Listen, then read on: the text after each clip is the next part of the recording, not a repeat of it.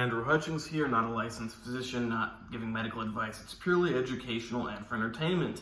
And I gotta keep this one short, but I'll still give a nice view of my arm.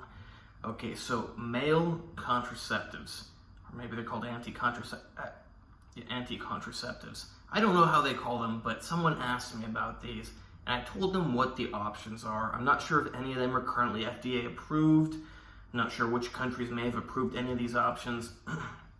But I'll lay out the possibilities for you. I'll start with the worst. Estrogen or progesterone. I'm going to kind of say them together because they do pretty much the same thing. You take either estrogen or progesterone or some sort of synthetic estrogen, synthetic progestin, and they signal your brain that you have enough testosterone, and your brain stops sending the signals to your testicles to work. Your testicles will shrivel up, they will not work, and you will be infertile. You will also have basically no testosterone, and you will have a bunch of estrogen or progesterone or both, which is not a good idea for a man. It's going to probably lead to depression, weight gain, lethargy, all sorts of nasty side effects. Not a good idea.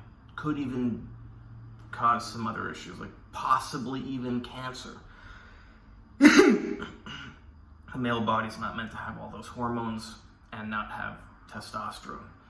Okay, so other option is to take testosterone. Now, this is not the best option because it's not actually that effective at making people infertile.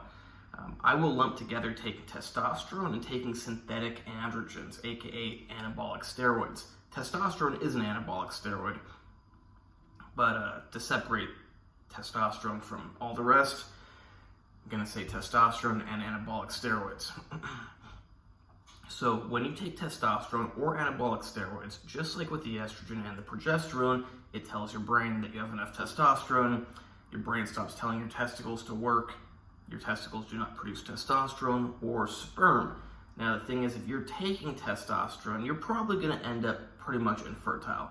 But for a while, the testosterone can actually keep the spermatogenesis going, and you will be fertile.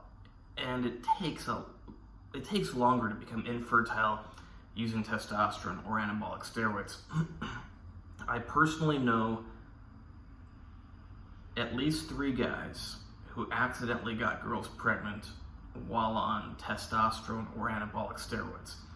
They were under the impression that they would become infertile. Oops, they found out that they're not. It's by no means a guarantee. Now, if you stay on these medications for years, you're pretty much not getting anybody pregnant. You might not even be able to find your testicles. So that's a big side effect. You know, these medications will eventually work, but you will not have testicles, basically. It is possible to keep partial size of the testicles by using another medication, human chorionic gonadotropin, but the more you use that to keep your testicle size, the more fertile you become. You can probably use it in a manner that will result in testicular size without fertility. That's not my expertise, but if you just used it once in a while, you might be able to keep the size without having fertility. Okay, so what's another option? Now, this one's a horrible option. It's actually used as chemical castration, but gonadotropin releasing hormone agonists, or that is going to make it so your brain no longer, for pretty much the rest of your, you never know, maybe your brain will fix itself eventually, but for a very long time, your brain will not work properly to tell your testicles to work properly. Your balls just won't work. You will not have testosterone, you will not be fertile, and that would suck.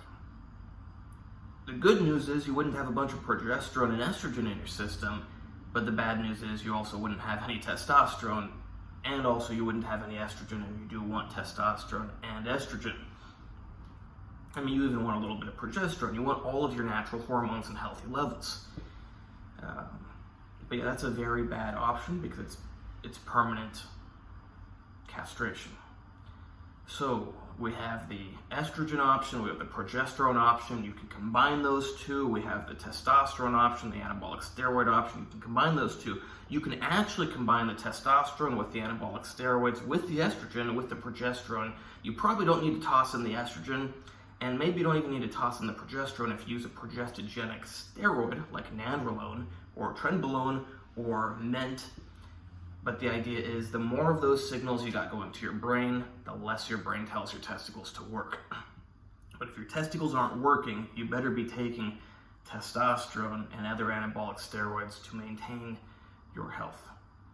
Not health advice, not medical advice, purely medical information. Hope you like this video. Please like, subscribe, and comment. Check out my other videos. Check out my Instagram, AndreyHutch, AndreyHutch. You can hire me there for training, consultations, coaching, plans. Same thing with diet, supplements, special supplements. If you know what I mean. I could just say performance-enhancing drugs. They're very safe and effective if you know how to use them properly. Most people don't. Your local coach, trainer, whatever, probably doesn't know. He may be jacked, but he's not a medical scientist. Your favorite YouTuber probably doesn't know. Your buddy probably doesn't know. I know. Your health is worth a lot of money. You can spend a decade learning about it, or you can just hire me. Yeah. Not very good. I guess if you just get on a bunch of anabolic steroids, it's not the worst option for male anti-contraceptive or contraceptive. I don't know what they call them. I know what makes sense, but yeah. If I had to pick one of those options, I would just take testosterone, anabolic steroids, and use occasional HCG. I probably also use occasional HMG, but not super important for this video.